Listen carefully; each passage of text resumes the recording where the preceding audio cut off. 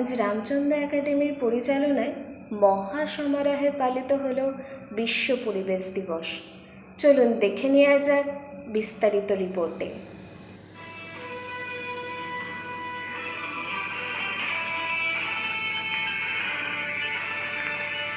গাছ লাগান, প্রাণ বাঁচান। Raiganj Ramchandra academy of cultural education and health improvement সোসাইটির পক্ষ থেকে প্রতি বছর 5ই জুন বিশ্ব পরিবেশ দিবস উদযাপন করা হয়।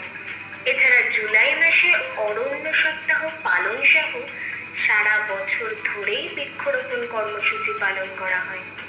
প্রতি বছরের ন্যায় এবারও এই দিন বৃক্ষরোপণ, অঙ্কন প্রতিযোগিতা, কুইজ প্রতিযোগিতা, আবৃত্তি, কবিতা ও গল্প লিখন, সাফাই অভিযান এবং পার্থেনিয়াম নিধন সহ নানাবিধ কর্মসূচি পালন করা হলো।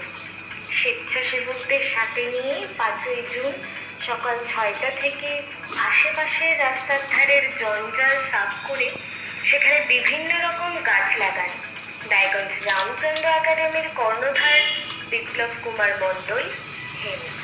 তিনি বলেন, বৃক্ষরোপণ একটি মহৎ কাজ। এই কাজ করে আমি মনে শান্তি পাই, তাই নিজে গাছ লাগানোর সাথে সাথে অন্যদেরও নানাভাবে উৎসাহিত করি। গাছ লাগানোর পদ্ধতি বিষয়ে তিনি জানান, গাছ শুধু রোপণ করলেই হবে না, এর জন্য প্রয়োজনীয় যত্ন নিতে হবে। গরু ছাগলের হাত থেকে বাঁচাতে সঠিকভাবে বেড়া দেওয়া, উপযুক্ত সময়ে জল ও খাদ্য দেওয়া, পোকা দমনে কার্যকর ভূমিকা পালন, ঝড়ের হাত থেকে রক্ষা করতে লাঠি বেঁধে দেওয়া, আগাছা দমন করতে হবে। সবচেয়ে বড় কথা, কোন গাছ কোথায় লাগানো উচিত সেটা নির্বাচন করা সবচেয়ে গুরুত্বপূর্ণ।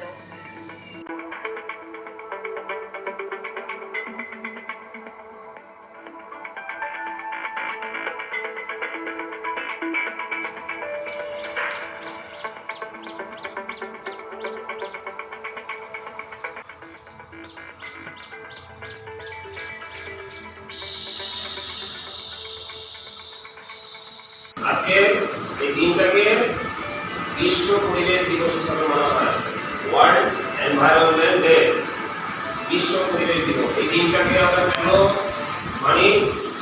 আসলে আমাদের সারা বছর ধরেই কিন্তু পরিবেশ সচেতনতার উপরে কম বেশি কাজ করা উচিত প্রত্যেকের, এবং আমরা করিও, কিন্তু আজকের দিনটাকেই আমরা বিশেষভাবে। তিনি পরিবেশ বন্ধু তথা পশু পাখিদের বাসস্থান ও খাবার যোগান দেয় এমন গাছ, ভেষজ গুণ সম্পন্ন গাছ ও বেশি দিন পর্যন্ত বাঁচে এমন গাছ লাগানোর পরামর্শ দেন।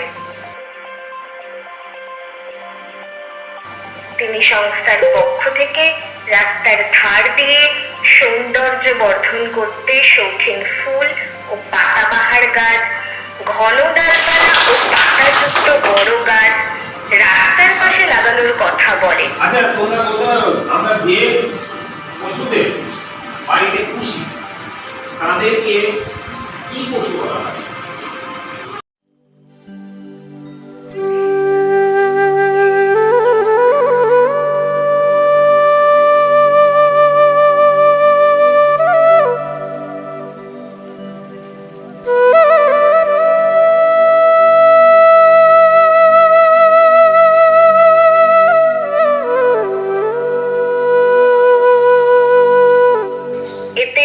পথচারীদের ছায়া মিলবে এবং রাস্তার ধার সহজে ভেঙে গিয়ে চলাচলের ক্ষেত্রে দুরবস্থা কমবে। একই সঙ্গে তিনি বিষাক্ত ও ক্ষতিকর গাছপালা নিধনের দিকেও গুরুত্ব আরোপ করেন। গাছের চারা রোপণের পাশাপাশি উপযুক্ত জায়গাগুলোতে বিভিন্ন ফুল, ফল ও ভেষজ গাছের বীজ ছড়িয়ে দিতেও তিনি উদ্যোগ গ্রহণ করেছেন।